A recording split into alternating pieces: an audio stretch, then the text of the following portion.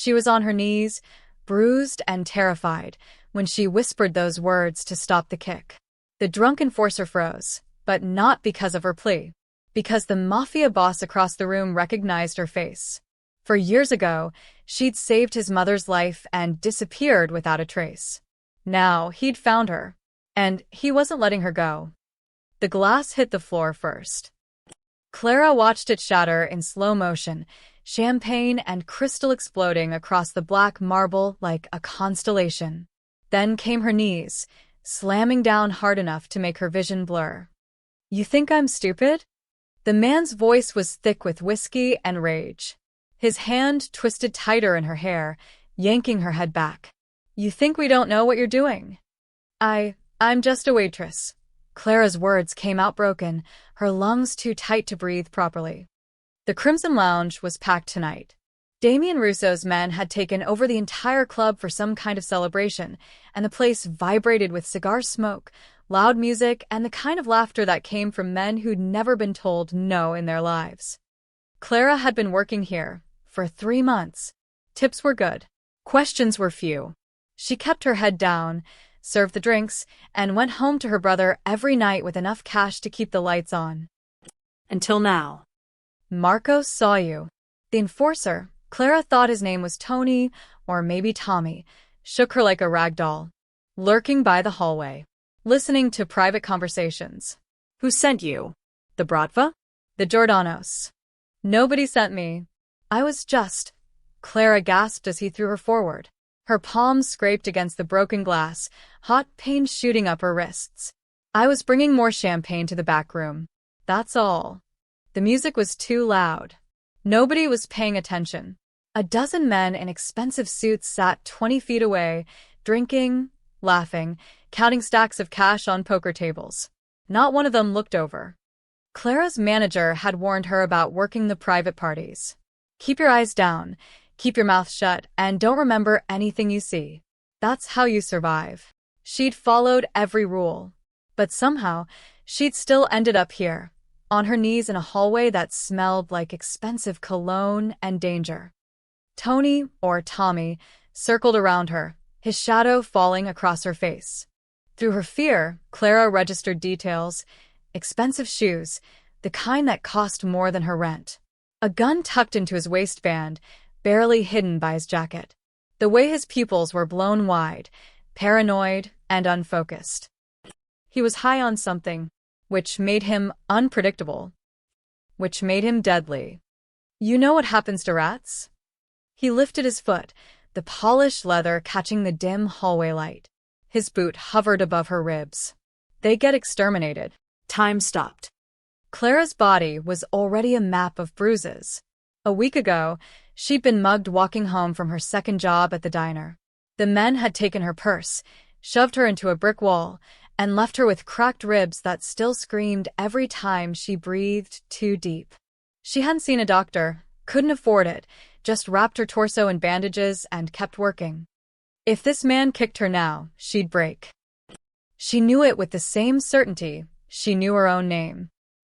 "Please," the word fell out of her mouth, barely a whisper. Clara looked up at him, her vision swimming with tears she refused to let fall. "Please, don't kick me. I'm already hurt." The honesty of it surprised even her. No begging. No elaborate excuses. Just the truth, raw and simple. The enforcer hesitated. For a moment, the only sound was the bass thumping through the walls, vibrating in Clara's broken ribs. Then a voice cut through the noise, quiet but absolute. "Tommy?" The temperature in the hallway dropped 10 degrees. Clara didn't move. Couldn't move. But she saw Tommy's face drain of color, his boot lowering slowly back to the ground. Heavy footsteps approached. Expensive ones. The kind that didn't hurry, because they didn't need to. "Mr. Russo," Tommy's voice had changed completely. The rage was gone, replaced by something that sounded like terror wrapped in respect.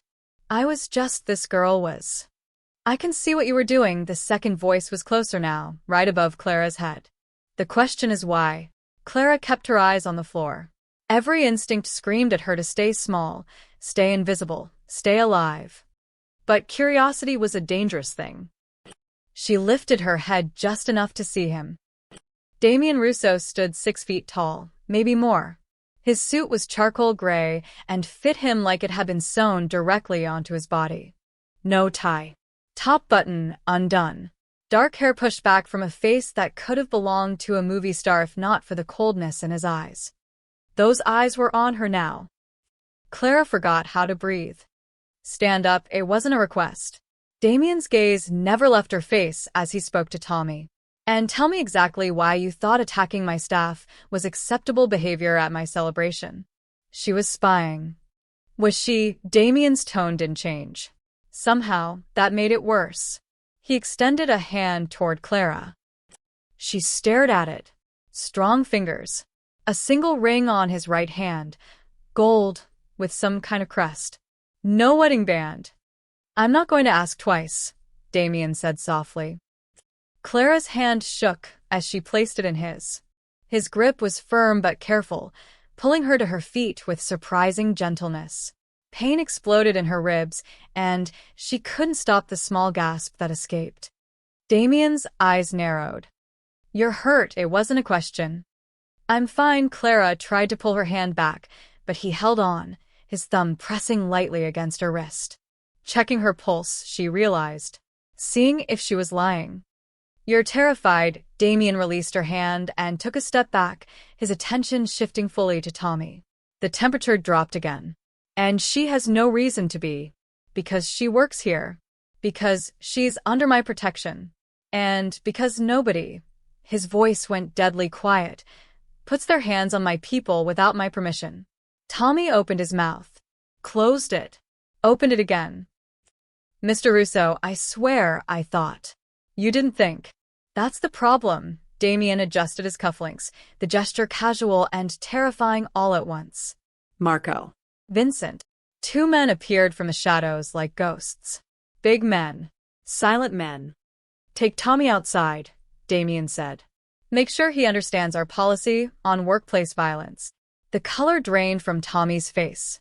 Please, Mr. Russo, I'm sorry, I didn't mean. But the 2 men were already moving, their hands clamping down on Tommy's arms. He was dragged backward, his expensive shoes squeaking against the marble, his protests fading as a door opened and closed somewhere down the hall. Clara stood frozen, her heart hammering against her damaged ribs. Damien turned back to her. His expression was unreadable. What's your name? Clara. Her voice came out steadier than she expected. Clara Mitchell. Something flickered across his face. Recognition? No. That didn't make sense. They'd never met. Had they? Clara Mitchell, Damien repeated slowly, like he was testing how the name felt in his mouth. His head tilted slightly. Have we met before? No, sir. I've only been working here for 3 months. But he was still staring at her, his dark eyes searching her face like he was looking for something. A memory. A ghost. Then his expression cleared, smoothed over into polite distance. Go home, he said. Take tomorrow off. Paid. And Clara? She waited. Next time someone threatens you in my club, you come find me. Understood. Clara nodded, not trusting her voice. Damien walked past her, back toward the main room where the party continued. At the doorway, he paused and looked back over his shoulder. I don't forget faces, he said quietly. And I never forget a debt. Then he was gone. Clara stood alone in the hallway, glass crunching under her feet, her hands still shaking. She had no idea what he meant. But something told her she was about to find out. Clara didn't go home. She couldn't. Not yet. Her shift didn't end for another 2 hours, and walking out early meant losing pay she desperately needed. So she cleaned up the broken glass, washed the blood from her scraped palms in the staff bathroom, and returned to work with her head down and her hands steady. The main room felt different now. Eyes tracked her movements. Conversations paused when she passed. Men who'd ignored her all night suddenly watched her like she was a puzzle they needed to solve.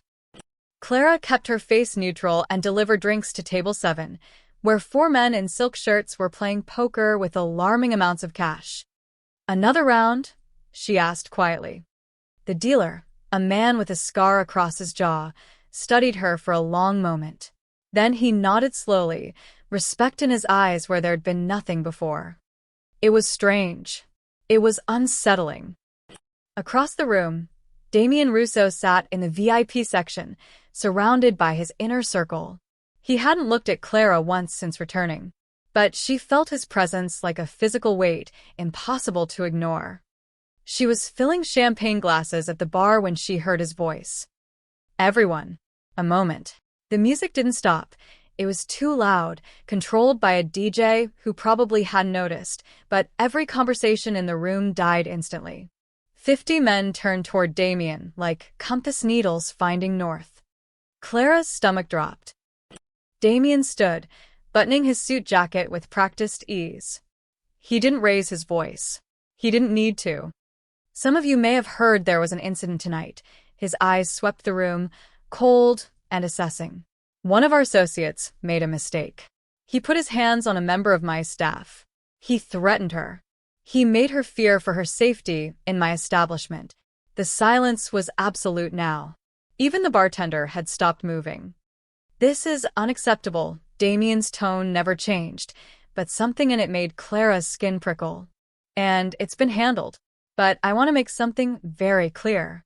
He turned then, and his gaze locked directly onto Clara. Her breath stopped. Clara Mitchell is under my protection. Damien spoke each word with deliberate weight. She is not to be questioned, not to be threatened, not to be touched. By anyone. For any reason. Am I understood? A chorus of yes, Mr. Russo rippled through the room. Clara felt 50 pairs of eyes turn toward her. Heat crawled up her neck. This was wrong. This was dangerous. Being noticed in this world was the last thing she wanted. But Damien wasn't finished. He walked toward her, his footsteps measured and purposeful. The crowd parted like water. When he reached the bar, he stopped 3 feet away, close enough to speak to her, far enough to remain proper. Do you remember 4 years ago? He asked. August. The farmer's market on Randolph Street. Clara's mind went blank. 4 years ago? She'd been 19, working weekends at the market to help pay for her brother's school supplies. It felt like a lifetime ago. There was an older woman. Damien's voice was quieter now, meant only for her, but still carrying in the silent room. Late 60s. Elegant. She was looking at tomatoes when she collapsed. The memories slammed into Clara like a freight train. The woman, the panic in her eyes, the way she'd clutched her chest, gasping for air. Clara had been the only one close enough to catch her before she hit the pavement. I remember, Clara whispered. She had a heart attack. I called 911. I stayed with her until the ambulance came. You did more than that. Damien's expression shifted, something almost soft entering his eyes. You held her hand. You kept her calm. You told her to breathe, that help was coming, that she was going to be okay. You rode with her in the ambulance even though you didn't know her. You stayed at the hospital until my family arrived. Clara's throat tightened. She did remember that.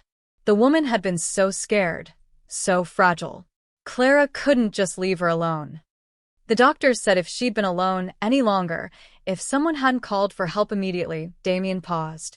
You saved her life. I just did what anyone would do, Clara said. No, Damien's voice hardened. Most people would have walked away, minded their own business. But you didn't. You stayed. And when my family tried to thank you, tried to give you a reward, you disappeared. You refused to even give us your last name. That was true. Clara had been embarrassed by the attention, uncomfortable with the idea of taking money for helping someone. She'd slipped out of the hospital waiting room the moment she knew the woman was stable. That woman, Damien said, his eyes never leaving Clara's face, was my mother. The room seemed to tilt. Clara grabbed the edge of the bar to steady herself. I didn't know. I swear I didn't. I know. Damien's expression softened again, just slightly. You had no idea who she was. Who we were. That's what made it remarkable. You helped her because it was the right thing to do. not because you expected anything in return. He turned back to the room, his voice rising. My mother has spoken about that day many times over the years. She's tried to find the young woman who saved her life. And tonight, by chance, I found her myself. He looked at Clara again. Which is why I want it known. Clara Mitchell is under my mother's protection, and therefore under mine. The weight of those words settled over the room like snow. Under his mother's protection. In this world, Clara was learning that meant something sacred. Something untouchable. Damien pulled a phone from his pocket, typed something quickly, and then put it away. My mother will be glad to finally thank you properly. But for now, know this. You are safe here. Always. He gave her a small nod, respectful, almost courtly, and then returned to his table. The room remained silent for 3 full seconds. Then the music seemed louder, the conversations restarted, and life resumed. But everything had changed. Clara could feel it in the way people looked at her. The weight of respect mixed with curiosity and, in some faces, resentment. Holy hell, the bartender breathed beside her. You saved Mama Russo's life. Clara couldn't find words. You're untouchable now, he continued, shaking his head in disbelief. Completely untouchable. Do you understand what that means? She didn't. Not really. But as the night wore on, she began to see it. Men who would have snapped their fingers at her now waited politely for her attention. The manager who'd barely known her name earlier asked if she needed anything, if she was comfortable, if her ribs were okay. Someone had cleaned up the broken glass in the hallway. Someone had left a first aid kit in the staff room with her name on it.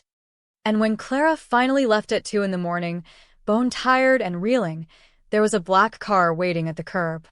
The driver, a serious man in a dark suit, opened the back door. Miss Mitchell, Mr. Russo arranged a ride home for you. For your safety. Clara hesitated. I usually take the bus.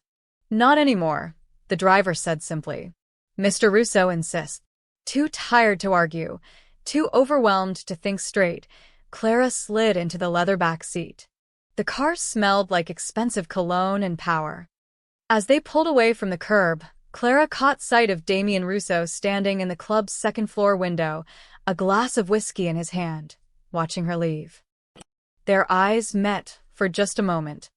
Then the car turned the corner, and he was gone. Clara leaned her head back against the seat and closed her eyes. Her whispered plea had stopped a kick. But it had started something else entirely. The car ride home took 15 minutes. Clara spent 14 of them replaying the night in her head, trying to make sense of what had happened. When the driver pulled up to her apartment building, a rundown 3-story walk-up in a neighborhood that got worse after dark, he turned in his seat.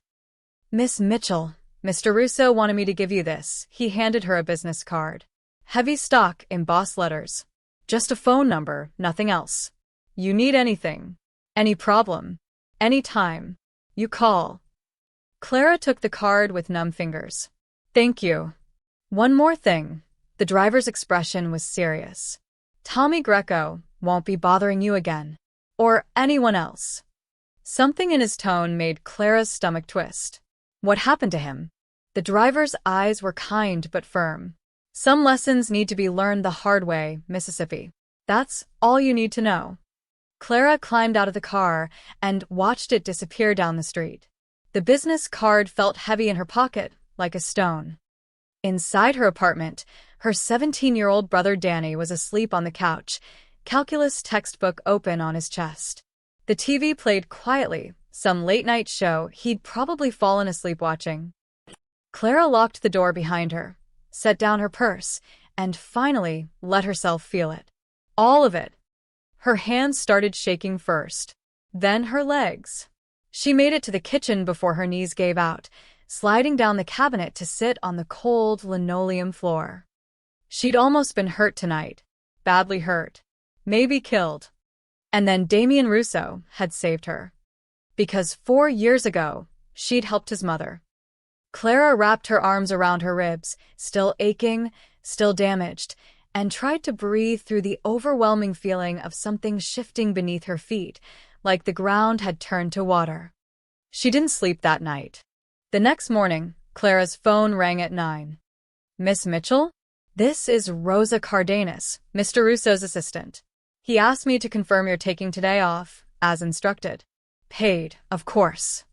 Clara, who'd been staring at her ceiling for the past hour, sat up slowly. Yes. Thank you. Wonderful. Also, Mrs. Russo, Mr. Russo's mother, would very much like to see you. Would tomorrow afternoon work? She's invited you to lunch at her home. Clara's mind went blank. Lunch? Yes. I'll text you the address. A car will pick you up at noon. Business casual attire is fine. Rose's voice was efficient but warm. Mrs. Russo is very excited to finally thank you properly. Before Clara could respond, the call ended. Danny shuffled into her room, hair sticking up in every direction. Who calls at 9 on a Saturday? Clara looked at her phone like it might explode. I think I just got invited to have lunch with a mob boss's mother. Danny blinked. What? Long story. Must be one hell of a story if you're getting invited to. Wait, Danny's eyes widened. Is this about that thing at the club last night? You said everything was fine. Clara hadn't told him the details. Hadn't wanted to worry him. But looking at her little brother, who'd been through enough when their parents died 3 years ago, she realized she couldn't keep this from him. So she told him. Everything. When she finished, Danny was quiet for a long moment. Clara, he said finally, you saved a mafia boss's mom's life and then accidentally ran into him years later while working at his club. Apparently, Danny shook his head slowly. That's either really good luck or really bad luck, and I can't tell which. Clara laughed, though it came out shaky. Yeah. Me neither. That afternoon, Clara couldn't shake the feeling of being watched.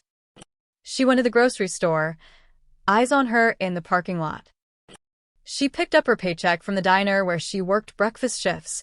A black sedan was parked across the street. She stopped at the pharmacy. A man in a suit stood near the entrance, scrolling through his phone but clearly tracking her movements. Damien's protection, she realized. He'd meant it literally. By evening, Clara's nerves were stretched thin. She tried to cook dinner but burned the pasta. Tried to watch TV but couldn't focus. The business card sat on her coffee table like a question she didn't know how to answer. Around 8, Danny looked up from his homework. You should call him. What? The number. You should call it. And say what? Thanks for not letting your guy kick me. Here's a fruit basket? Danny's expression was serious beyond his years. You should say, thank you. Properly. Because whether you like it or not, that man saved your life last night. And now you're connected to him. Pretending you're not won't change it. Clara stared at her brother. When had he gotten so wise? She picked up the card, her heart hammering. The number stared back at her. It took 20 minutes to work up the courage. Finally, hands shaking, she dialed. 1 ring. 2. Miss Mitchell, Damien's voice was unmistakable, smooth and controlled. I was wondering if you'd call. Clara's mouth went dry. I wanted to say thank you. For last night. For everything. You don't need to thank me. I owe you a debt. One that can never truly be repaid. You don't owe me anything. I just did what anyone would do. Damien's tone held a hint of amusement. We've established that's not true. Most people walk away from trouble. You walked toward it. That matters. Clara didn't know what to say. My mother is looking forward to meeting you tomorrow, Damien continued. She's been searching for you for 4 years. You've given her a gift, closure, peace of mind, the chance to properly express her gratitude. I don't need gratitude. Really. I know. That's exactly why you deserve it. There was a pause. Clara, I want you to understand something. My world is complicated, dangerous, but you're safe in it. Because of what you did, because of who you are, you have protection that can't be taken away. I need you to trust that. Clara thought about the men following her, the eyes watching, the weight of being noticed in a world where invisibility was survival. What if I don't want protection? She asked quietly. Damien was silent for a moment. When he spoke, his voice was softer. Then I'm sorry. But it's not optional. My mother loves you like a daughter for what you did. And in my family, that means something. That means everything. Another pause. Get some rest, Clara. Tomorrow you'll understand better. The line went dead. Clara sat on her couch, phone in hand, feeling like she'd just stepped off the edge of something and was still waiting to hit the ground. In the kitchen, Danny called out, "So, how'd it go?" Clara looked at the card, at the phone, at the world outside her window where men in suits watched her building. "I think," she said slowly, "my life just got very complicated." Danny appeared in the doorway, holding 2 bowls of ice cream. He handed her one. "Well," he said, sitting beside her, "at least you've got good protection." Despite everything, Clara smiled. But the smile faded when she looked out the window and saw the black sedan still parked below. Protection, she was learning, looked a lot like a cage, even if it was lined with gold. Clara returned to work at the Crimson Lounge on Monday night. She'd considered not going, considered quitting entirely, finding another job, disappearing back into the anonymous life she'd built so carefully. But Monday also meant rent was due Friday, and Danny needed new textbooks, and the electricity bill had arrived with a late fee attached. So she tied her hair back, put on her uniform, and walked through the front door at exactly 6 o'clock. The hostess, a woman named Jenna who'd barely spoken to Clara in 3 months, practically jumped out of her seat. "Clara, oh my God, are you okay? We heard what happened. Tommy Greco, everyone's talking about."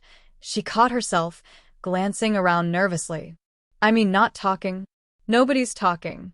We're all just really glad you're safe." Clara forced a smile. "I'm fine. Thanks. The manager wants to see you. Before your shift. He said it's important." Of course he did. Marcus Webb's office was at the back of the building, a small room that smelled like cigar smoke and anxiety. He stood when Clara entered, which was new. Marcus had never stood for her before. "Clara, come in, please. Sit down." She sat. Marcus stayed standing, which made everything feel like a performance. "First, I want to apologize." He spread his hands, the picture of remorse. "What happened to you on Saturday was completely unacceptable. Tommy Greco has been dealt with. And I want you to know that your safety is our top priority." Clara said nothing. "Second, I want to assure you that your position here is secure. Very secure. In fact," Marcus pulled an envelope from his desk drawer. "Mr. Russo has instructed me to give you a raise. Effective immediately." He pushed the envelope toward her. Clara didn't touch it. "I don't want a raise." Marcus blinked. "I'm sorry." "I just want to do my job. That's all." Clara met his eyes. "I don't want special treatment. I don't want attention. I just want to serve drinks and go home." "I understand, but Mr. Russo was very clear." "Mr. Russo doesn't own me." The words came out sharper than she intended. Clara took a breath, softened her tone. "I appreciate everything he did, but I don't need charity." Marcus looked at her like she'd grown a second head. "This isn't charity, Clara. It's respect. And in this business, when someone like Damien Russo offers you respect, you take it." He pushed the envelope closer. Clara stared at it, crisp, white, heavy with implications she didn't want to accept. Finally, she took it, not because she wanted to, because refusing would cause more problems than accepting. "Your shift starts in 10 minutes, Marcus said, relief evident in his voice. "And Clara? People are going to talk. Let them. You're under Mr. Russo's protection now. That means something here." It meant everything here. That was the problem. The whispers started immediately. Clara felt them like spider webs brushing against her skin as she moved through the club. Conversations that stopped when she approached. Eyes that followed her every movement. Questions hidden behind polite smiles. "Clara, right?" "I'm Antone." "I don't think we've met properly before." A man in an expensive suit extended his hand at table 4. 3 months of invisible service, and now he wanted to know her name. Clara, honey, you need anything? Water? A break. The other waitress, Michelle, who'd ignored Clara's existence for weeks, was suddenly concerned about her well-being. Miss Mitchell, even the bartender who'd called her sweetheart in a dismissive way, now used her last name with careful respect. It was suffocating. During her break, Clara escaped to the staff room, closing the door and leaning against it. Her ribs still ached. Her hands still remembered the feeling of broken glass. And now, on top of everything, she had to navigate this new reality where everyone watched her like she was a bomb that might explode. The door opened. Michelle slipped inside, her expression a mix of curiosity and something else. Envy, maybe. So, Michelle said, leaning against the lockers. You and Mr. Russo. How long have you known him? I don't know him. Clara pulled her water bottle from her bag, needing something to do with her hands. Not really, but he said you're under his protection. Under his mother's protection. Michelle's eyes were sharp. You don't get that kind of protection for nothing. I helped his mother once. Years ago. That's all. That's all. Michelle laughed, but there was no humor in it. Clara, do you understand what you have? What you've been given? Some of the girls who work the VIP rooms have been trying to get noticed by Russo for years. And you just stumble into it. Clara's chest tightened. I didn't ask for any of this. Nobody asks for it. But you got it anyway. Michelle's expression shifted to something almost calculating. Just be careful. Protection goes both ways. They protect you, but they also own you. That's how it works here. She left before Clara could respond. Own you. The words echoed in Clara's head as she returned to the floor. Was that true? Had she traded one kind of danger for another? At table 7, a group of younger men, newer faces, probably low-level associates, watched her with obvious interest. When she approached to take their order, one of them smiled. You're the one, right? The one Russo pulled Tommy Greco's card for. Clara's hand tightened on her notepad. What can I get you? Word is Tommy's in the hospital. Broken jaw, cracked ribs, maybe worse. The man's smile widened. All because he touched you. That's some serious protection. I said, what can I get you? Clara's voice was ice. The smile faded. He ordered a whiskey, suddenly respectful. But as Clara walked away, she heard him mutter to his friends, she doesn't even realize what she's got. That was the problem. She did realize. And it terrified her. The night dragged on forever. By closing time, Clara's nerves were shredded. Every interaction felt like a test she hadn't studied for. Every conversation carried weight she didn't know how to balance. She was wiping down tables when Jenna approached, her voice low. Clara? Mr. Russo is here. He's asking for you. Clara's heart stopped. What? He's in his office. Said to send you up when you're finished. This was new. Damien had never summoned her before. Never requested her presence outside of chance encounters on the floor. Clara climbed the stairs to the second floor, each step feeling heavier than the last. The door to Damien's office was open, light spilling into the hallway. She knocked softly. Come in, Clara. Damien sat behind a massive mahogany desk, reviewing papers with reading glasses perched on his nose. The glasses made him look different, less intimidating, almost human. He glanced up, removed the glasses, and gestured to the chair across from him. Seat. Please. Clara sat, her hands folded in her lap to keep them from shaking. I heard you tried to refuse the raise, Damien said without preamble. Of course he'd heard. He probably heard everything. I don't need special treatment, Clara said carefully. It's not special treatment. It's fair compensation for what you've endured. Damien leaned back in his chair, studying her. Clara, I understand this is uncomfortable for you. The attention, the changes. But I need you to understand something. He paused, choosing his words carefully. When I give my protection, I mean it. That protection extends to your work, your life, your safety. But it also means people will react to you differently. Some with respect, some with resentment, some with fear. That's the reality of this world. I didn't ask to be part of this world, Clara said quietly. I know, Damien's expression softened. But you are, whether you want to be or not. Because 4 years ago, you made a choice. You helped someone, and that choice had consequences you couldn't have predicted. Clara looked at her hands. Sometimes I wish I'd just walked away. The silence that followed was heavy. Do you really wish that? Damien asked softly. If you could go back, knowing my mother might have died without help, would you walk away? Clara thought about the woman at the farmer's market, the fear in her eyes, the desperate grip of her hand. No, she admitted. I wouldn't.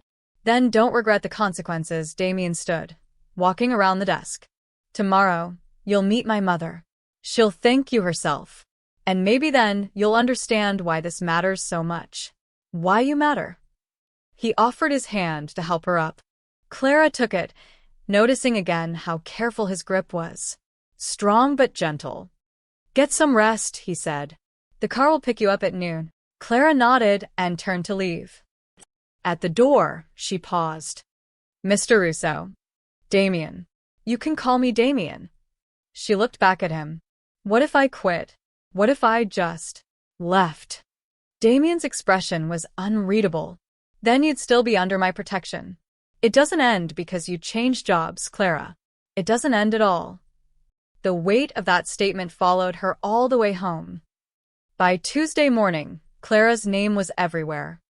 She discovered this at the diner where she worked breakfast shifts. Rita, the 60-year-old owner who'd hired Clara 3 years ago, pulled her aside before the morning rush. Honey, I need to ask you something. Rita's weathered face was serious. Are you in some kind of trouble? Clara's stomach dropped. What? No. Why? Because 2 men came in yesterday, asking about you. Nice suits. Not so nice questions. Rita crossed her arms.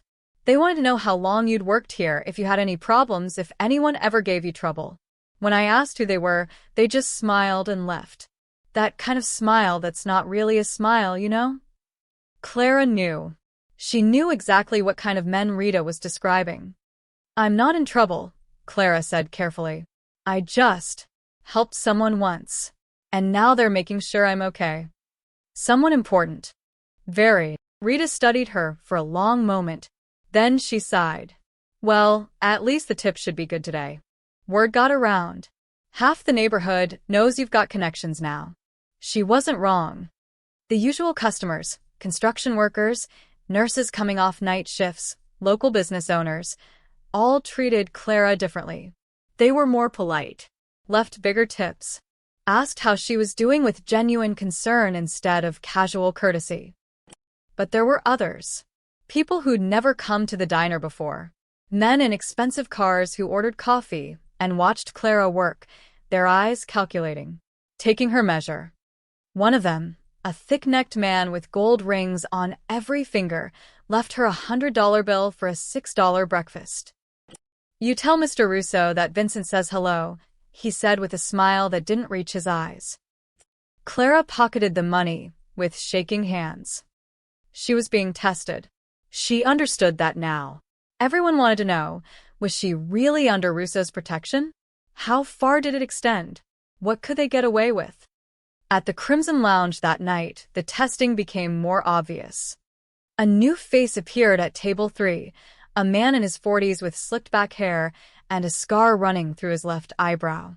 He ordered bourbon neat, and when Clara brought it, he caught her wrist. Not hard, not threatening, but firm enough to stop her. Clara Mitchell, he said softly. I've heard a lot about you. Clara's pulse jumped. Can I get you anything else? Information. His thumb pressed against her wrist, right over her pulse. Checking her reaction. I heard Tommy Greco learned a hard lesson because of you. I don't know anything about that. No. His smile was cold. Word is, Russo put Tommy in the hospital. Broke his jaw in 3 places. All because he pushed you around. He leaned closer. That's serious protection, sweetheart. Makes a man wonder what you did to earn it. Clara pulled her wrist free. I served him drinks. That's all. That's all. The man laughed. Nobody gets that kind of protection for serving drinks. Before Clara could respond, a shadow fell across the table. Marco, one of Damien's senior men, the one who'd helped drag Tommy away, stood there with his arms crossed. His expression was carved from stone. Mr. DeLuca, Marco said quietly. Is there a problem? The man's smile vanished. No problem. Just having a conversation. Then let me make something clear. Marco's voice never rose, but it filled the space like thunder. Miss Mitchell is under Mr. Russo's personal protection. That means nobody touches her. Nobody questions her. Nobody makes her uncomfortable. Are we clear? DeLuca raised his hands in mock surrender. Crystal clear. Good. Marco looked at Clara. You okay? She nodded, not trusting her voice. Marco walked away, but Clara felt his presence, like a shield for the rest of the night. The whispers in the staff room were worse. Did you see that? DeLuca actually backed down. Because of her. Because Russo said so. I heard she's sleeping with him. Don't be stupid. Russo doesn't mix business with pleasure. Then what's so special about her? Clara kept her head down, changing into her street clothes, pretending she couldn't hear them. But Michelle cornered her by the lockers, her voice low and urgent. Clara, you need to be careful. DeLuca runs the South Side operations. He doesn't back down for anyone except Russo himself. If he's testing you, others will too. I'm not trying to cause problems, Clara said. I know. But you are. Just by existing, Michelle glanced around, making sure they were alone. Some of the guys are saying you must have dirt on Russo. Others think you're family. A few think you're his mistress, even though everyone knows he doesn't have 1 inch. Clara's face burned. I'm none of those things. Then what are you? I'm just someone who helped his mother once. That's the truth. Michelle shook her head slowly. In this world, Clara, the truth doesn't matter. Perception does. And right now, everyone perceives you as someone with power, real or imagined. She left, and Clara stood alone among the lockers, feeling the weight of 100 eyes she couldn't see. The ride home was quiet. A different driver tonight, a younger man who introduced himself as Paolo. He was polite, professional, and said nothing except to confirm her address. But when they pulled up to her building, Paolo turned in his seat. Miss Mitchell, I need to tell you something. Off the record. Clara's guard went up immediately. Okay. There are people who don't like that Mr. Russo is protecting you. Not because of who you are, but because of what it represents. Paolo chose his words carefully. See, Russo doesn't usually extend personal protection. He's fair, but he's not soft. So when he protects someone, really protects them, people notice. And some of them see it as weakness. I don't want his protection, Clara said. Doesn't matter what you want. It matters what people think you have. Paolo's eyes were kind, but serious. I'm telling you this because you seem like a good person. Be careful. Not everyone who smiles at you is your friend. Clara climbed out of the car, Paolo's warning echoing in her head. Danny was waiting up, despite the late hour. He took one look at her face and made hot chocolate without being asked. Bad night, he asked, handing her a mug. Strange night, Clara wrapped her hands around the warmth. Everyone's watching me, testing me, trying to figure out what I am to Damien Russo. What are you to him? A debt. That's all, but even as she said it, Clara wondered if that was still true.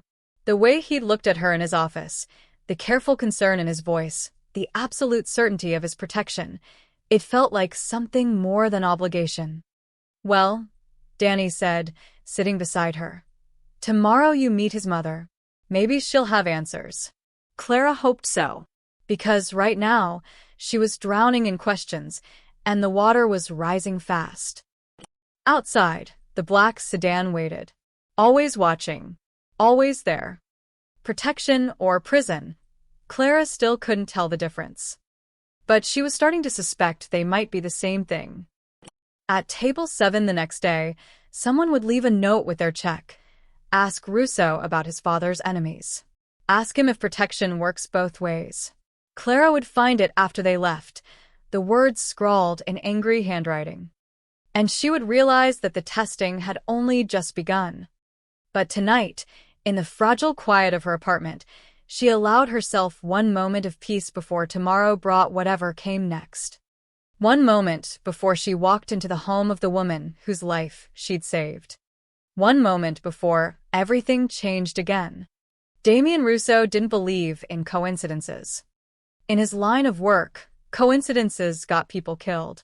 So when Clara Mitchell had whispered those words, "Please don't kick me, I'm already hurt," and he'd recognized her face from 4 years ago, every instinct told him to dig deeper. Not because he suspected her of anything, but because he needed to understand.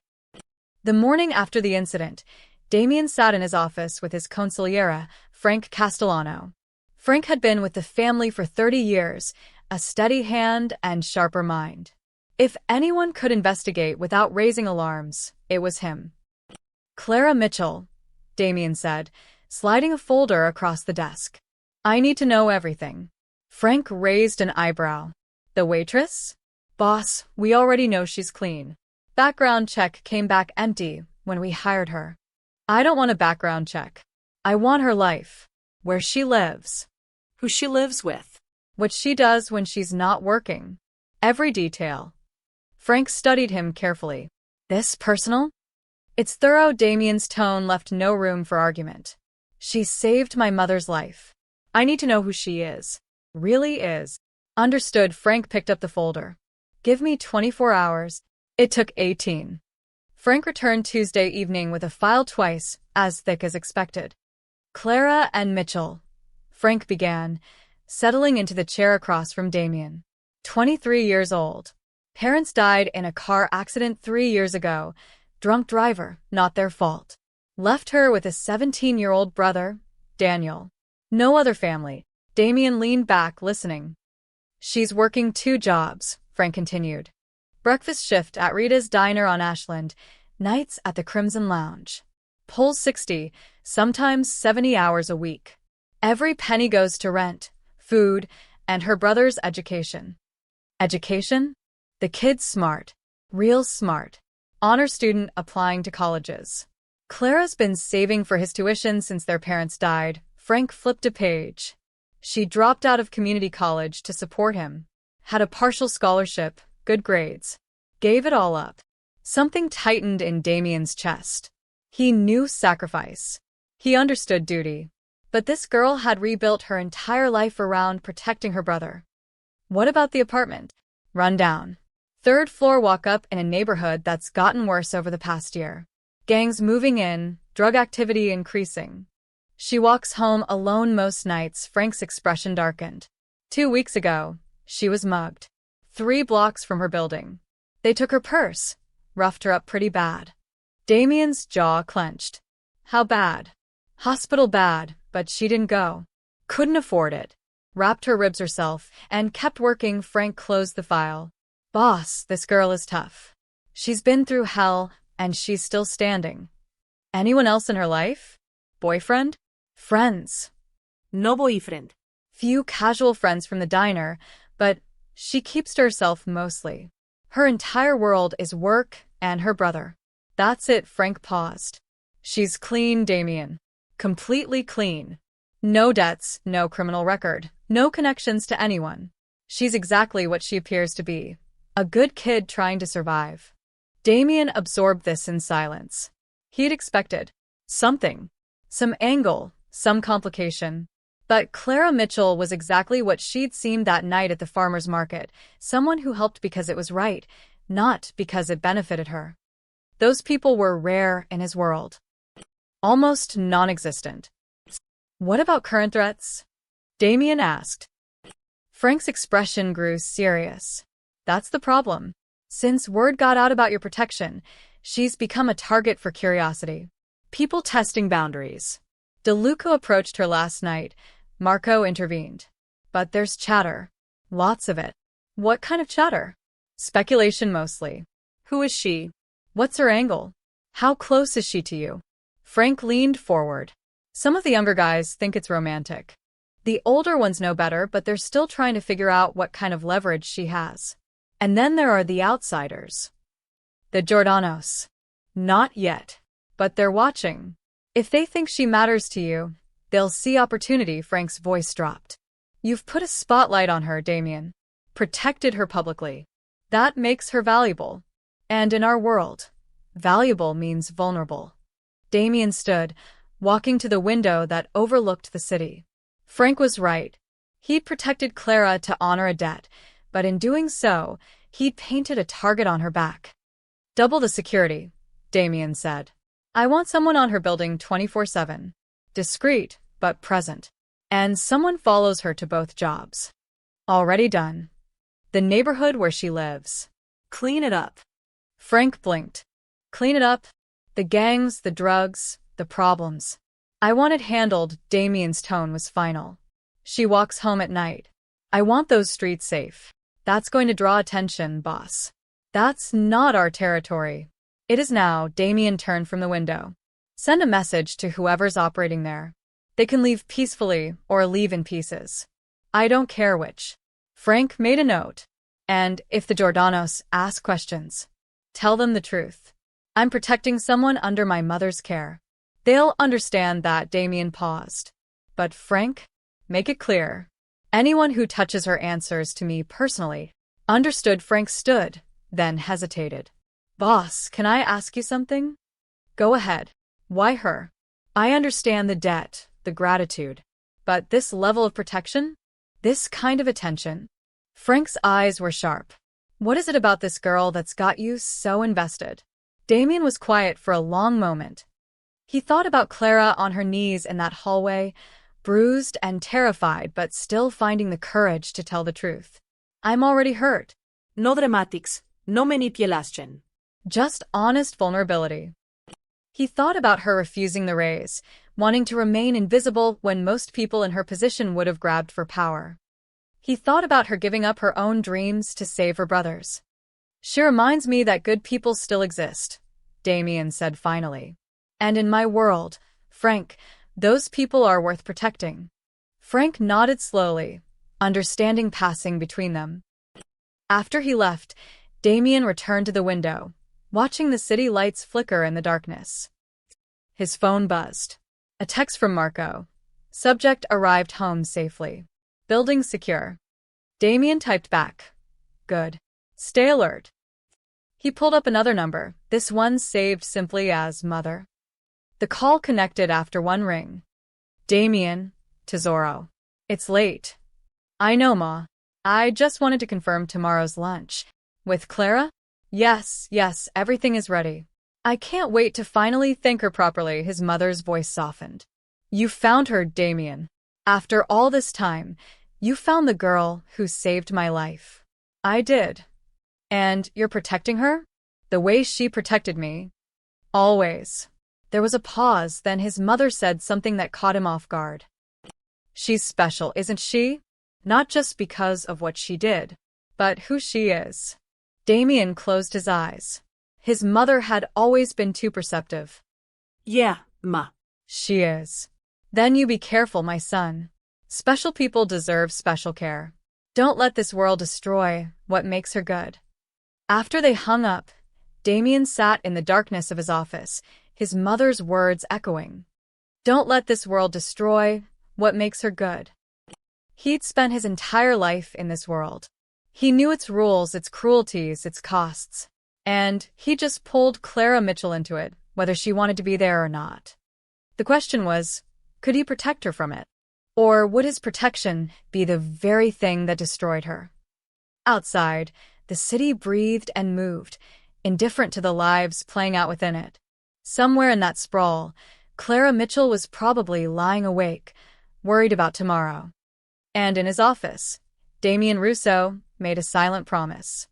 She'd saved his mother without asking for anything in return. Now he'd make sure she never had to ask for help again. Even if it meant remaking the world around her to keep her safe. The Russo estate sat in Oak Park, behind iron gates and manicured gardens that looked like they belonged in a magazine. Clara stepped out of the car at exactly noon, her hands sweating despite the cool autumn air. This way, Miss Mitchell, the driver. Paolo again gestured toward the front entrance where a woman in her 60s stood waiting. She was elegant, petite, with silver hair swept into a graceful bun. She wore a simple cream dress and pearls, but there was something regal about her presence. The moment Clara saw her face, recognition hit like lightning. This was the woman from the farmer's market. Clara, Mrs. Russo descended the steps with surprising quickness, her hands reaching for Clara's. "Oh, my dear child, let me look at you." She cupped Clara's face gently, her eyes filling with tears. "I've thought about you every day for 4 years. Every single day," her voice cracked with emotion. "And here you are." Finally, Clara's throat tightened. "Mrs. Russo, Isabella. Please call me Isabella." She pulled Clara into a hug, warm and maternal and completely unexpected. "Come inside. We have so much to talk about." The house was beautiful. Art on the walls, fresh flowers everywhere, the smell of home-cooked food drifting from the kitchen. But it was also lived-in, comfortable. Family photos covered the mantel. A book lay open on the couch. This wasn't a mansion designed to intimidate. It was a home. Lunch was served in a sunlit dining room overlooking the garden. Homemade pasta, fresh bread, a salad with tomatoes that tasted like summer. Isabella asked about Clara's life, about Danny, about her dreams. She listened with genuine interest, her attention never wavering. "You gave up college to care for your brother," Isabella said softly. "That's remarkable sacrifice." "He's all I have left," Clara replied. "I couldn't let him go into foster care." No. "You couldn't. Because you have a good heart." Isabella reached across the table, squeezing Clara's hand. "Just like you did 4 years ago when you saved a stranger's life. Anyone would have." "Stop," Isabella's voice was gentle but firm. "Stop diminishing what you did. You saved me, Clara. You stayed with me when you could have walked away. You rode in that ambulance. You held my hand and told me I'd be okay." Her eyes glistened. "Do you know what I remember most? You prayed for me." A stranger. You prayed. Clara had forgotten that detail. But now it came rushing back, whispering prayers in the ambulance, ancient words her grandmother had taught her. "You have been a blessing in my life," Isabella continued, "even though I didn't know your name. And now that I've found you, I want to do something for you. For your brother." She slid an envelope across the table. Clara stared at it. "Mrs. Russo, Isabella, I can't. It's a scholarship fund. For Daniel. Full tuition, books, housing. Wherever he wants to go." Isabella's expression was resolute. "This is not negotiable. You gave me life. Let me give your brother his future." Tears spilled down Clara's cheeks before she could stop them. She thought of Danny's college applications, the ones he filled out even though they both knew they couldn't afford it. The dreams he tried to hide to protect her feelings. "Thank you," she whispered. "Thank you." Isabella stood and hugged her again, this time longer, tighter. "You are family now, Clara Mitchell. Not because of debt or obligation, but because I choose you to be. Do you understand?" Clara nodded against Isabella's shoulder, overwhelmed by the kindness of this woman, this family she'd stumbled into by accident. When Damien arrived an hour later to drive Clara home, he found them in the garden, Isabella showing Clara her rose bushes while talking about her own childhood. His mother glowed in a way he hadn't seen in years. And Clara looked peaceful for the first time since that night in the hallway. 1 week later, Clara had just finished working a double shift at the diner when she arrived at the Crimson Lounge. Her feet ached, her back was sore, but the knowledge that Danny's future was secure kept her moving. Everything had shifted since lunch at the Russo house. The whispers continued, but they felt more distant now. Clara understood what she was, family, in the way that mattered to people like Isabella and Damien. Not by blood, but by choice. She was carrying a tray of appetizers to the VIP section when she saw Damien at his usual table, surrounded by 4 men in suits. They were deep in conversation, papers spread across the table, voices low and serious. Clara approached quietly. Excuse me, gentlemen. Your order. One of the men glanced up. Just set it down, sweetheart. But Damien raised a hand. Gentlemen, give us a moment. We'll resume in 10 minutes. The men exchanged glances, surprise evident on their faces. But they didn't argue. They gathered their papers and moved to the bar, leaving Clara alone with Damien. He gestured to the seat beside him. Seat. Please. Clara hesitated. I'm working. It's slow tonight. And I'd like to talk to you.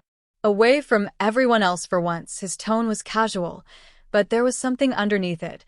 Genuine interest, perhaps even warmth. She sat, setting the tray aside. Damien studied her for a moment. You look tired. Long day. 2 jobs will do that. He poured her a glass of water from the pitcher on the table, pushing it toward her. My mother can't stop talking about you. You made quite an impression. Clara smiled despite herself. She's wonderful. And what she did for Danny. I don't have words. She wanted to do it. You gave her something she thought she'd never have. The chance to thank you properly. Damien leaned back, his expression softening. You helped my mother once, Clara. She never forgot. Neither did I. The words were simple, but the way he said them carried weight. Genuine gratitude, not obligation. I didn't do it for thanks, Clara said quietly. I know. That's exactly why it matters. Damien's eyes held hers. Most people in this world do things because they expect something in return. A favor, money, leverage. But you? You helped because it was right. That's rare. Especially around here. Clara looked at her hands. I'm not special. I couldn't walk away. That's what makes you special? Damien's voice dropped lower, more intimate. In my line of work, I'm surrounded by people who make calculated choices. Everything is a transaction. But you don't think like that. You see someone in trouble and you help. No calculation, no angle. Is that a bad thing? Clara asked. No, he smiled, a real smile that transformed his entire face.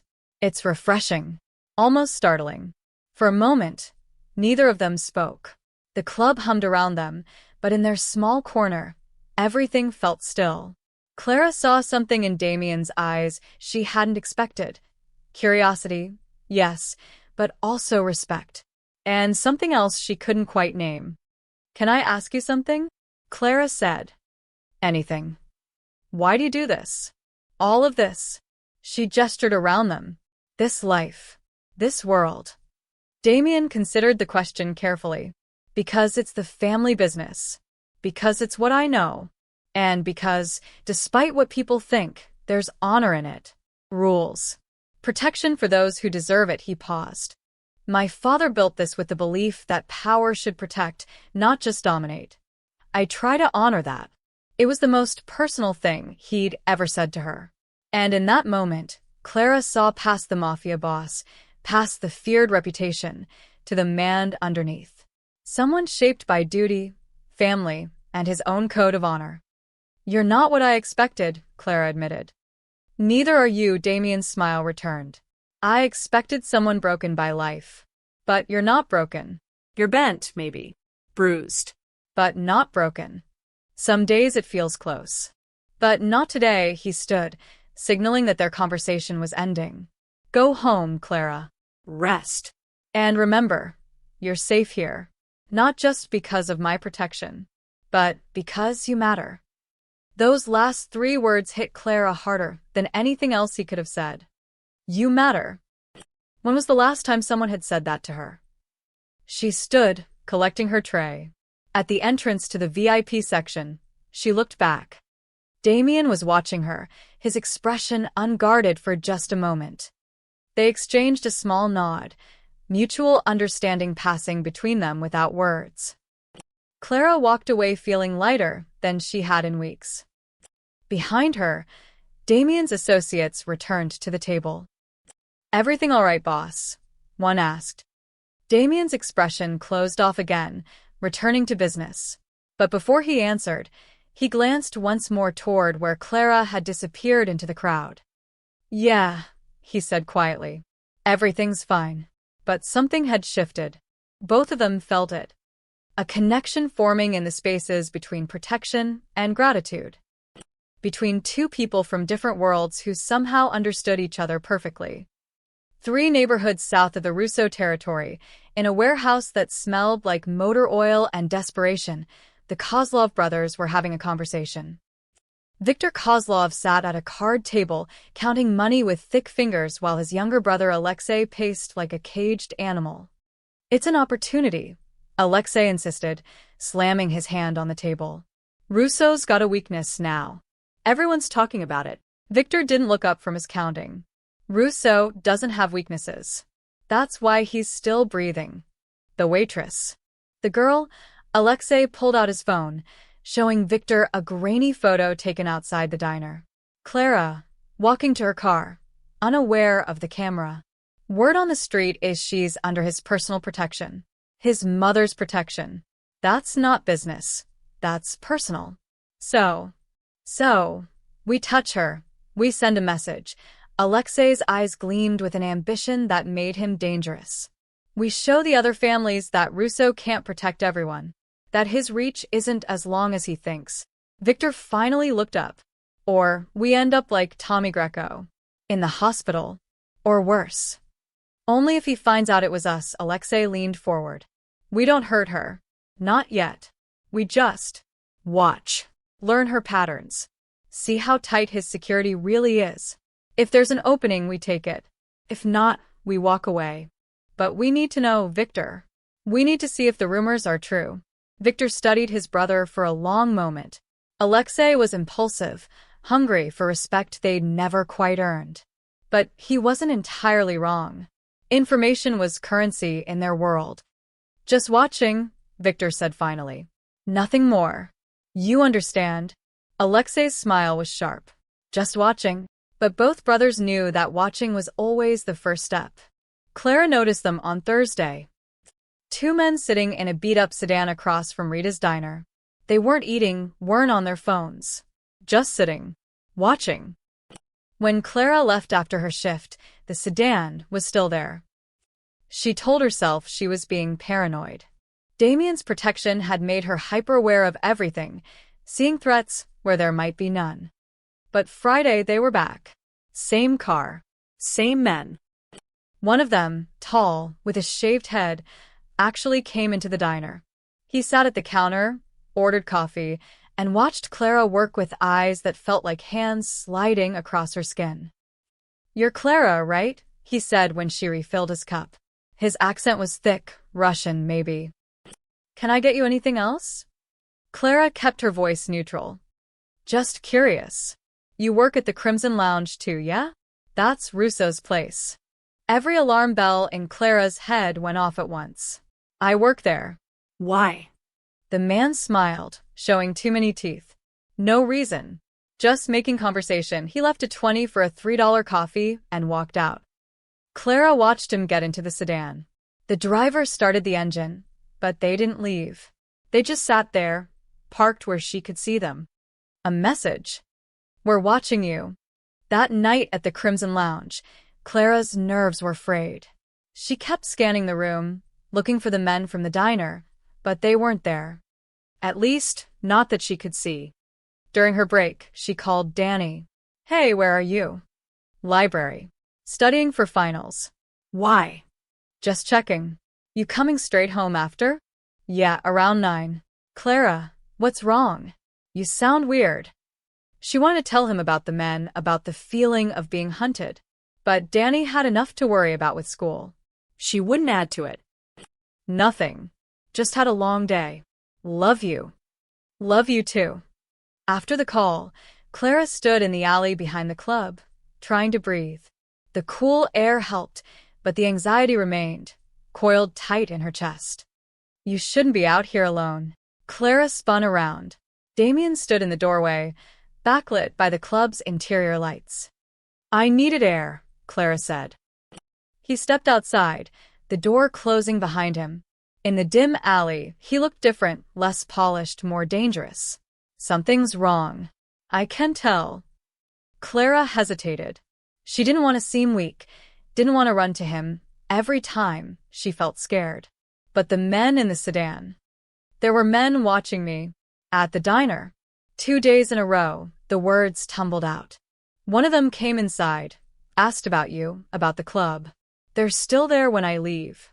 Just sitting. Watching. Damien's expression went cold. Describe them. Clara did, the sedan, the shaved head, the Russian accent. With each detail, Damien's jaw tightened. The Kozlovs, he said quietly.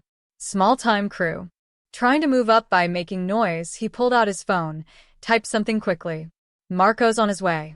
He'll check the diner, see if they're still there. I don't want to cause trouble.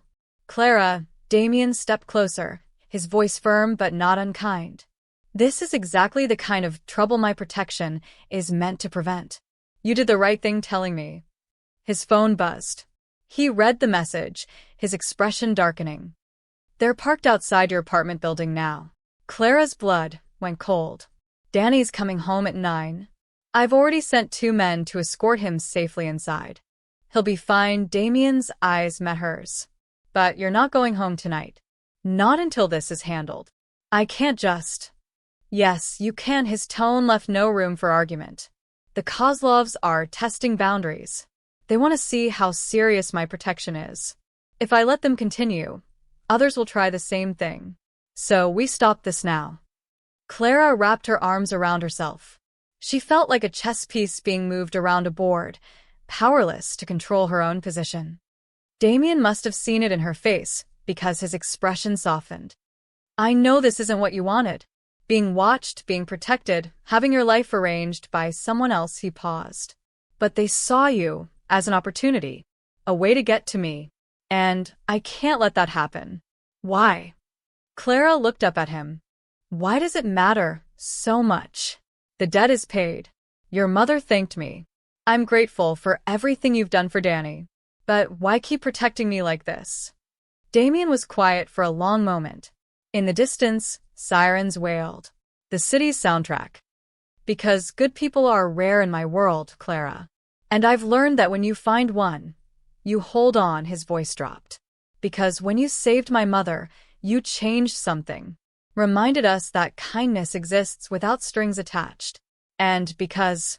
He stopped himself, seeming to reconsider his words. Because what? Clara whispered. Because I choose to. The simplicity of it hit harder than any elaborate explanation. You matter. I told you that before. I meant it. Before Clara could respond, Marco appeared at the end of the alley. Boss. The Kozlovs just left the apartment building. We've got their plates, their location. Want us to pay them a visit. Damien's expression shifted, businessman to predator in a heartbeat. Not yet. Follow them. Find out where they're operating from. I want to know who else is involved before we move. He looked at Clara. Marco will take you to a safe house tonight. Comfortable, secure. Danny will meet you there. For how long? Just a night.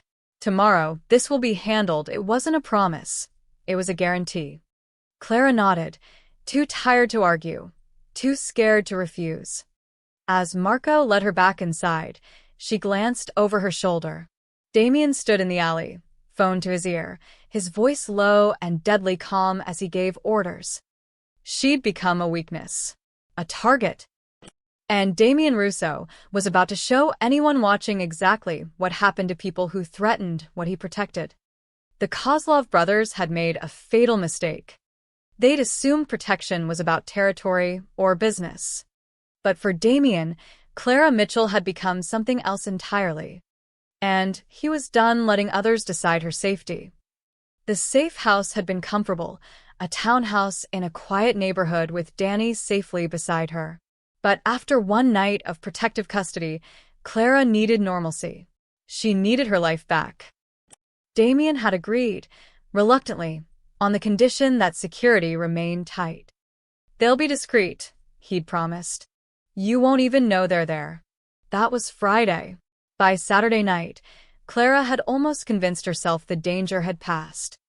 She'd been wrong. The Crimson Lounge closed at 2 a.m. Clara finished her closing duties by 2:30, tired but relieved the week was finally over. The security Damien promised was there. She'd seen Marco's car in the parking lot earlier. That should have been enough.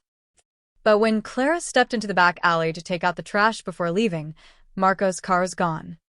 The alley was empty, silent except for the distant hum of traffic. Clara's instincts screamed at her to go back inside, but the dumpster was 10 feet away. 10 feet there, 10 feet back. 30 seconds, tops.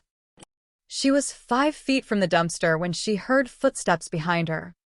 Clara Mitchell. She spun around. 2 men blocked the alley entrance. The one with the shaved head from the diner, and another, shorter, stockier, with a scar running down his neck. The Kozlov brothers. Clara's heart hammered against her ribs. The club is closed. You need to leave. We're not here for drinks, the bald one Alexei said, moving closer. His brother Victor flanked her other side, cutting off any escape route. Clara backed toward the brick wall, her mind racing. Marco was supposed to be here. Where was he? We just want to talk, Alexei continued, his tone mockingly gentle. Have a conversation about your friend, Mr. Russo. I don't know what you want. Information. Victor grabbed her shoulder bag, yanking it from her arm. He dumped the contents on the ground, wallet, phone, keys scattering across the pavement. You work for Russo. You know things. We want to know them too. I'm just a waitress, Clara's voice shook despite her best efforts. I don't know anything about his business. Alexei laughed. Just a waitress? Is that why he put Tommy Greco in the hospital for you? Why he's got guards watching you day and night? He stepped closer, backing her against the wall. You're lying. Clara's hand reached behind her, feeling the rough brick. No way out. No one to help. Tell us about his operations, Victor demanded. Shipments, schedules, who he meets with. Everything. I don't know anything. Clara's fear was turning to anger now. I serve drinks. I clean tables. That's all I know. Wrong answer. Alexei nodded to his brother. Victor shoved Clara hard against the wall. Pain exploded in her shoulder blades, her already damaged ribs screaming in protest. She gasped, trying to catch her breath. Let's try again, Alexei said softly, pulling something from his jacket. A knife. 6 inches of steel that caught the dim alley light. Clara's blood turned to ice. We know Russo's got shipments coming through the port Tuesday night, Alexei said, pressing the blade against Clara's throat. Not hard enough to cut, but the threat was clear. What we don't know is which dock, which time, how many men. You're going to tell us. I don't know. Tears stung Clara's eyes, not from fear but from frustration. Why won't you believe me? I don't know anything. Then you're worthless to us, Victor muttered. The knife pressed harder. Clara felt the sharp edge against her skin, one wrong move away from drawing blood. This was it. This was how she died, in an alley behind a nightclub, killed for information she didn't have, by men she'd never wronged. She thought of Danny. Who would take care of him? Isabella? Would Damien make sure he was okay? Please, Clara whispered, echoing her words from that first night. Please don't hurt me. I'm all ready. Suddenly, light flooded the alley. Blinding, white, coming from everywhere at once. Alexei jerked back, the knife dropping from Clara's throat. Victor swore in Russian, shielding his eyes. Clara blinked against the brightness, her vision adjusting slowly. 2 black SUVs had pulled into both ends of the alley, high beams on, engines rumbling like caged beasts. Doors opened simultaneously. Men emerged, 6 of them, maybe 8, all wearing dark suits and expressions carved from stone.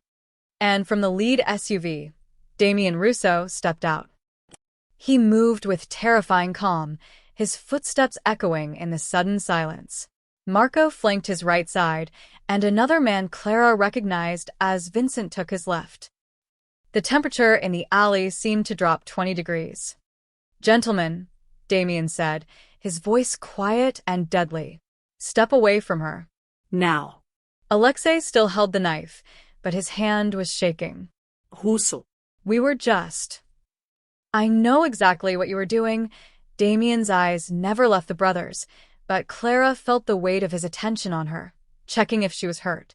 The question is whether you want to walk out of this alley or be carried out. Victor raised his hands slowly. We were just talking.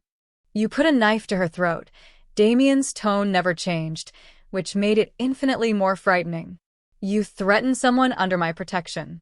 My personal protection. He took another step forward. Did you really think I wouldn't find out? We didn't hurt her. Alexei protested, but the knife was still in his hand, betraying his words. No. But you tried. Damien stopped 10 feet away. Marco, get Clara out of here. Marco moved immediately, gently guiding Clara away from the wall. Her legs were shaking so badly she could barely walk, but his grip was steady, supportive. Boss, what about? Marco started. Take her to the car. I'll handle this. Clara wanted to protest, wanted to see what happened, but Marco was already guiding her toward one of the SUVs. As they walked past Damien, their eyes met for just a second. The fury in his gaze took her breath away. But underneath it, she saw something else: relief. She was safe. That's all that mattered to him in that moment. Marco helped her into the back seat of the SUV, the leather cool against her shaking body. Through the tinted windows, she could barely make out shapes in the alley. She heard Damien's voice, low and controlled, speaking words she couldn't make out. Then other voices, pleading, desperate. A door on one of the SUVs opened. The Kozlov brothers were pushed inside, their hands zip-tied behind their backs, their faces pale with terror.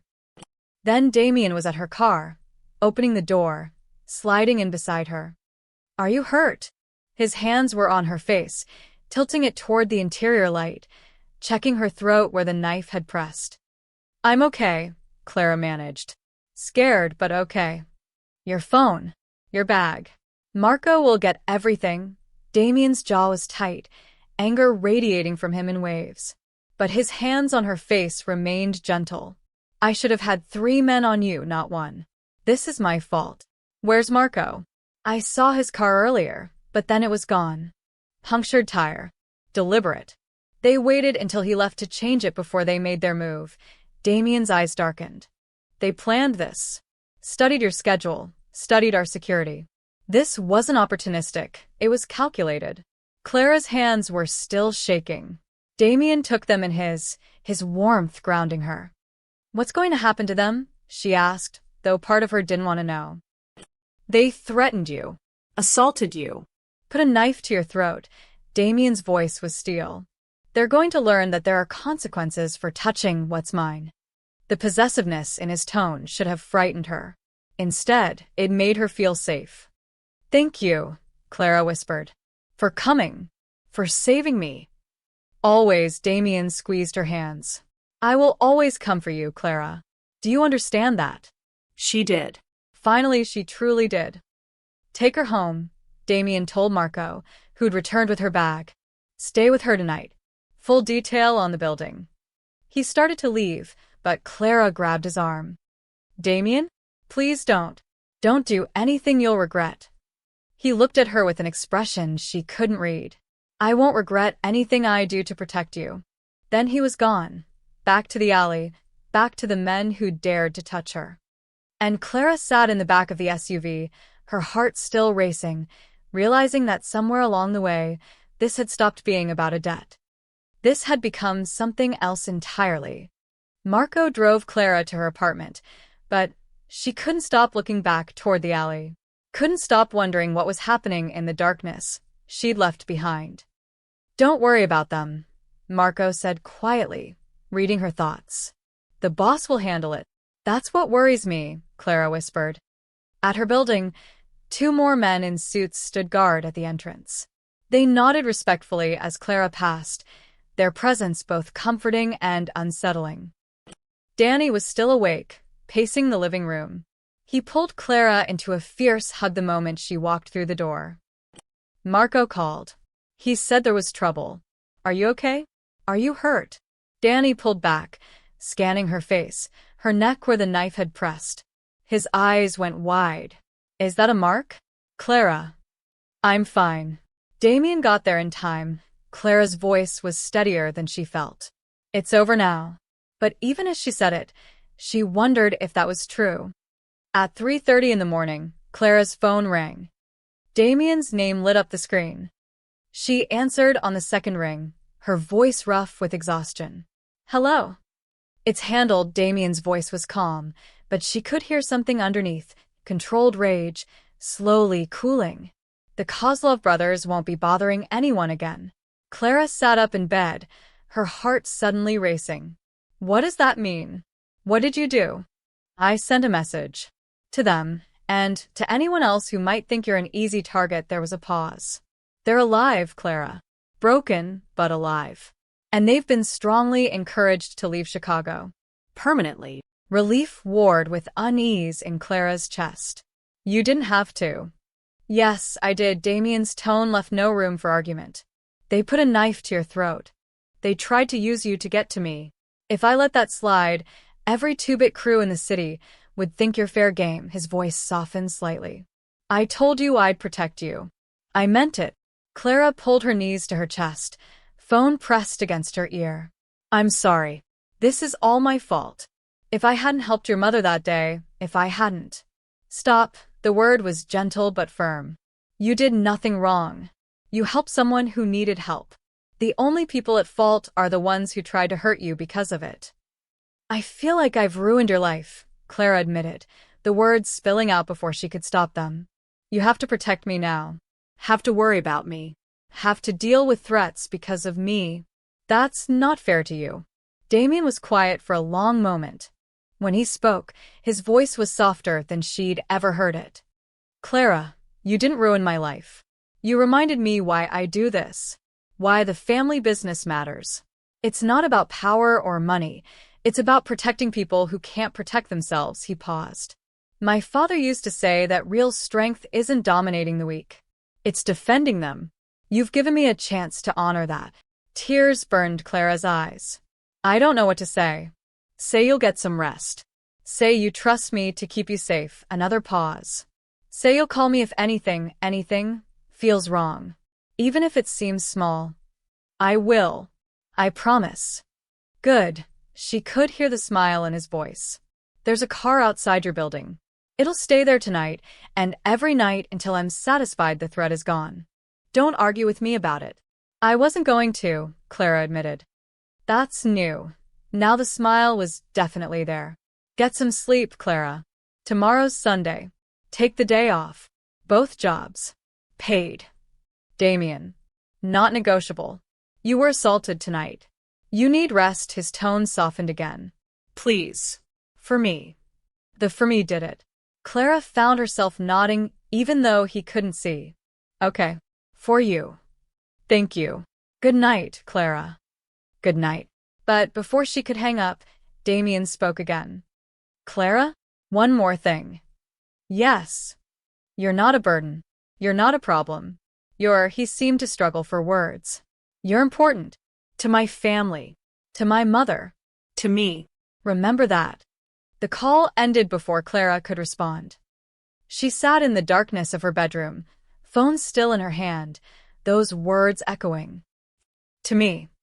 The next morning, news spread through the underground like wildfire. The Kozlov brothers had been found in their warehouse, beaten but alive, with a message spray-painted on the wall above them. Touch what's mine.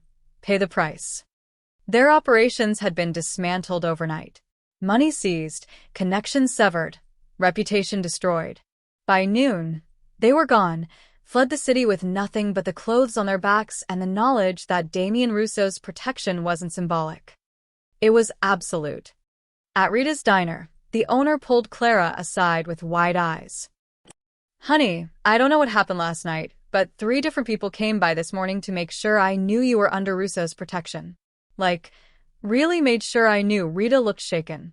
One of them said anyone who messes with you answers to him personally. Clara, what's going on? I'm safe, Clara said simply. That's all that matters. And it was true. For the first time in years, maybe in her entire life, Clara felt truly safe.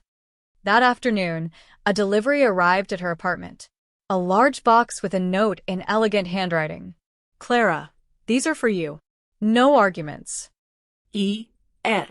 Inside were a new phone to replace the one damaged in the alley, a first aid kit with expensive supplies, and a beautiful leather journal with a note inside. For your thoughts, your dreams, your story. You deserve to write your own future. We're grateful every day that you were part of ours. Isabella's kindness brought fresh tears to Clara's eyes. That evening, Damien called again. Did you get my mother's package? I did. It's too much.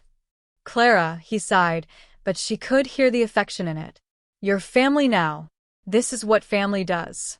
We take care of each other. Family. The word settled into Clara's chest like a warm stone. Thank you, she said softly.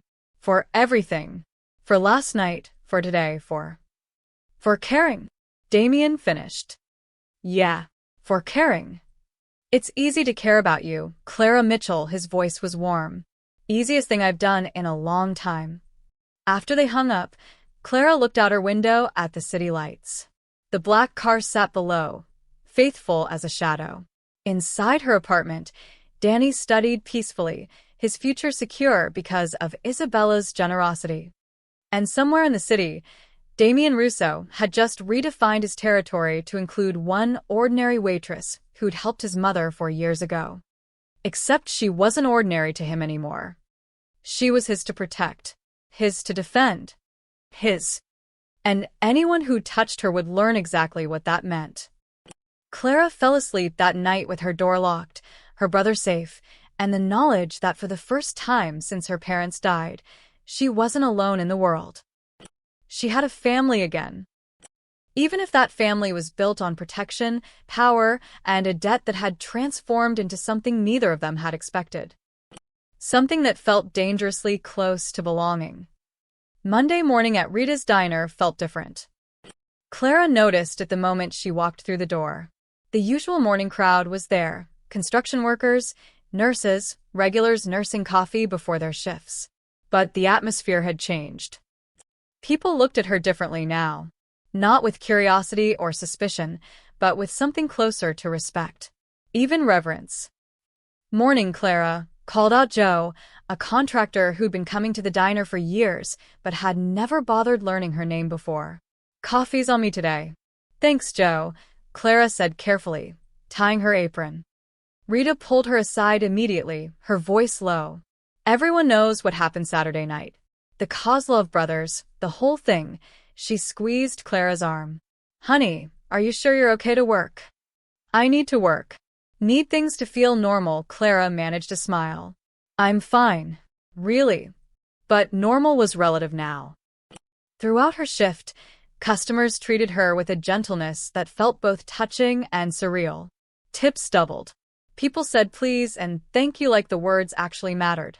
No one snapped their fingers for refills or complained about the temperature of their coffee. The 2 men who'd been watching her for the Kozlovs never returned. Their usual table by the window remained empty, a silent testament to Damien's message. At one point, a well-dressed man Clara didn't recognize came in and approached the counter. He didn't order food. He simply handed Rita an envelope. For Miss Mitchell. From a friend. Then he left. Rita passed Clara the envelope with raised eyebrows. Inside was a note in Damien's handwriting.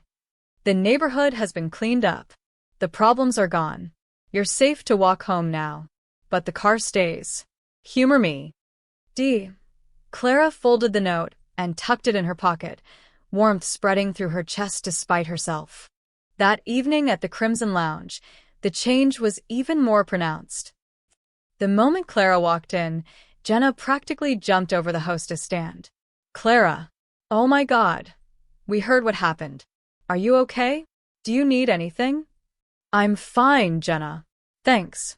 Michelle approached more cautiously, her expression sincere for the first time since Clara had known her. I'm sorry, she said quietly, for what I said before. About being careful, about them owning you. I was wrong. Clara blinked in surprise.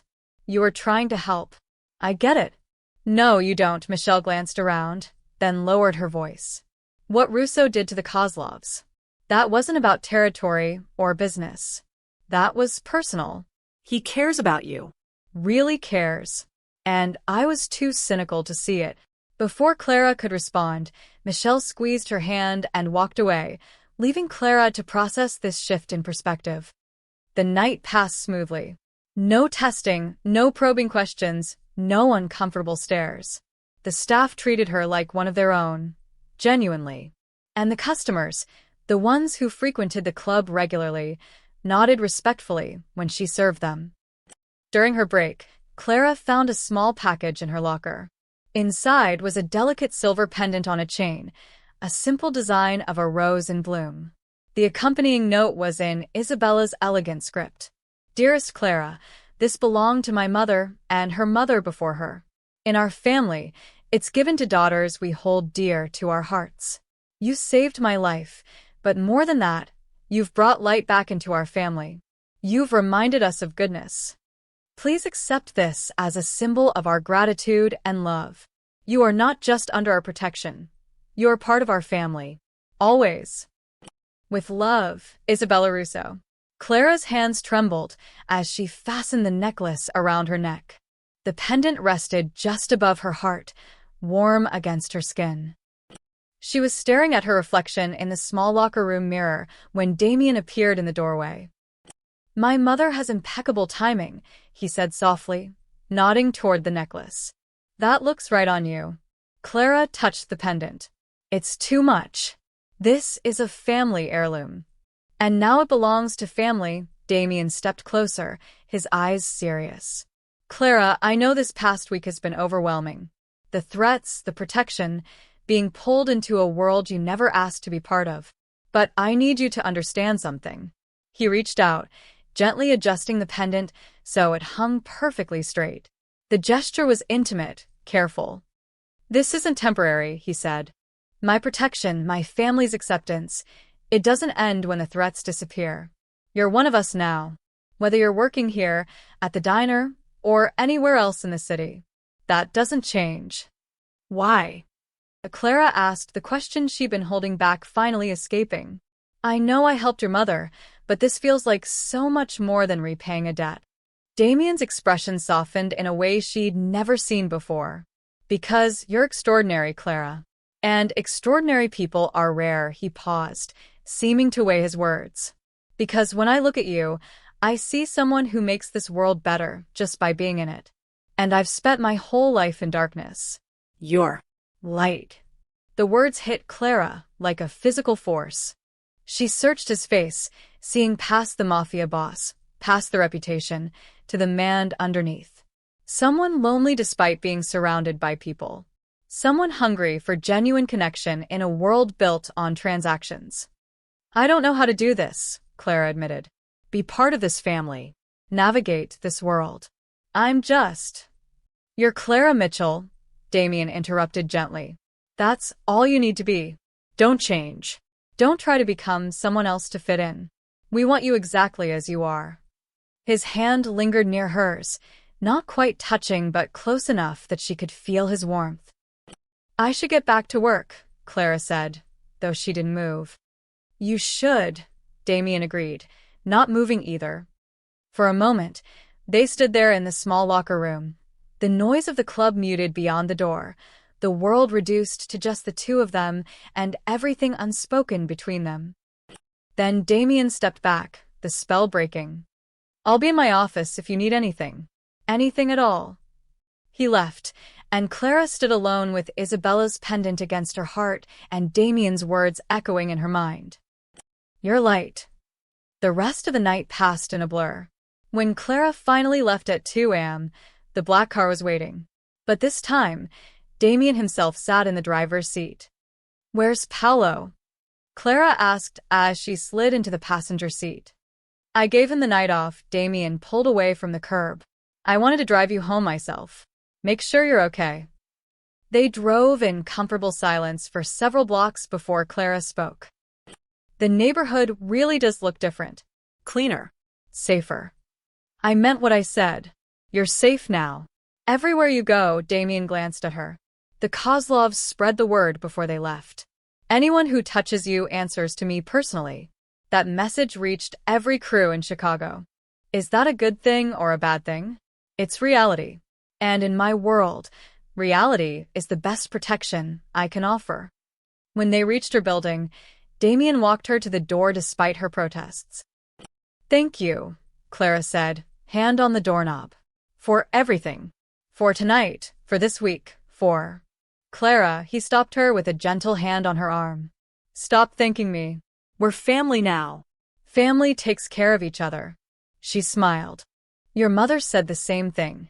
She's usually right. Damien's expression was warm. Sleep well. I'll see you tomorrow.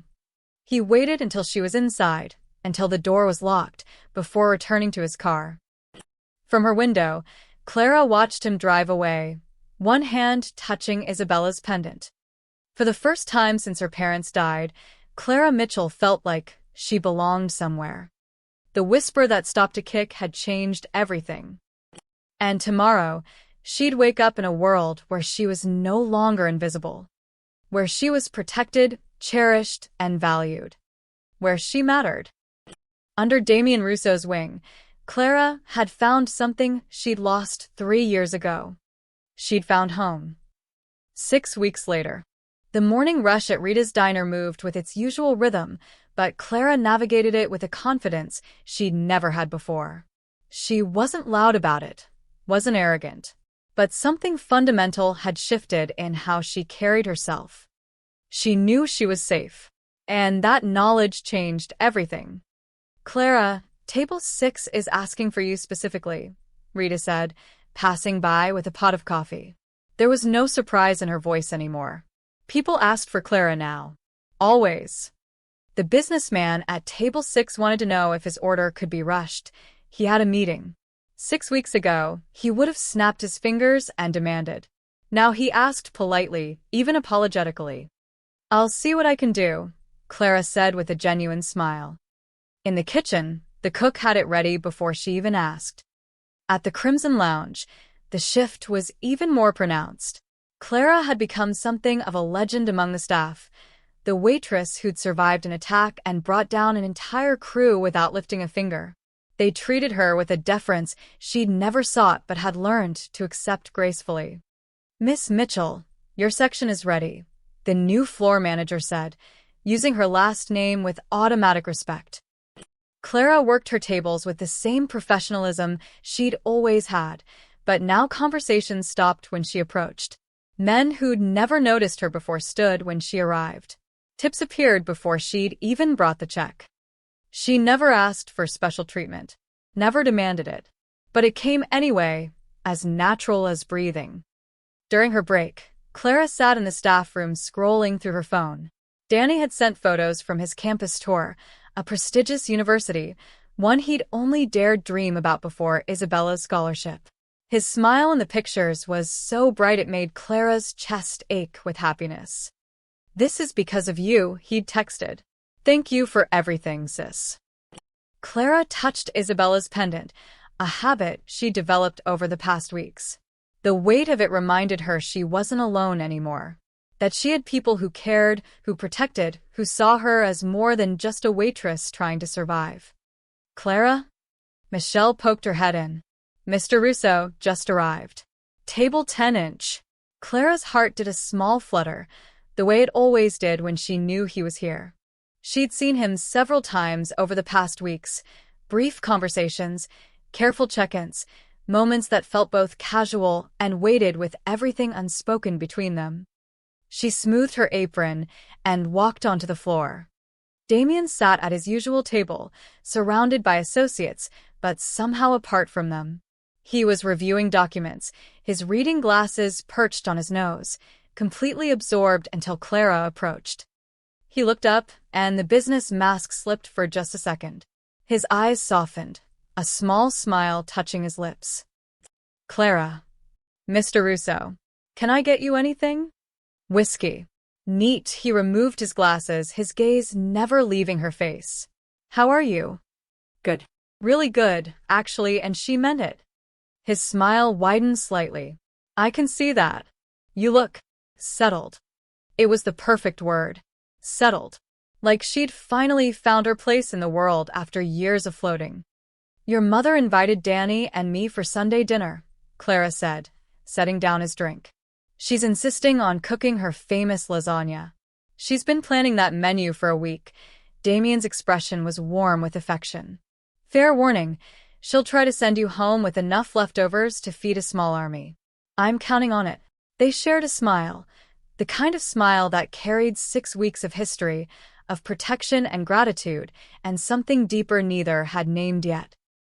One of Damien's associates cleared his throat, reminding them they had an audience. Clara straightened professionally. "Let me know if you need anything else." "I will." As she walked away, Clara felt his eyes on her. Not possessive or controlling, but watchful. Protective. The way someone looked at something precious they'd chosen to guard. She delivered drinks to table 7, where 3 men were deep in conversation about territory disputes. The moment she approached, their conversations stopped out of respect. One of them, a man she recognized as a rival family's representative, actually stood and pulled out her chair when she reached for his empty glass. "Thank you, Miss Mitchell," he said formally. She nodded graciously and moved on, not missing the significance. A rival family showing her respect. That's what Damien's protection meant. That's what one whispered plea had built. At the end of her shift, Clara changed in the locker room and paused to look at herself in the mirror. Same face, same uniform, same person she'd always been. But the girl staring back at her stood taller now. Stronger. She hadn't asked for power. Hadn't sought influence or protection or a place in Damien Rousseau's world. But power had chosen her anyway. Because one night, bruised and terrified, she'd whispered 5 words that cut through the noise. "Please don't kick me. I'm already hurt." Those words had reached the right person at the right moment. And everything had changed.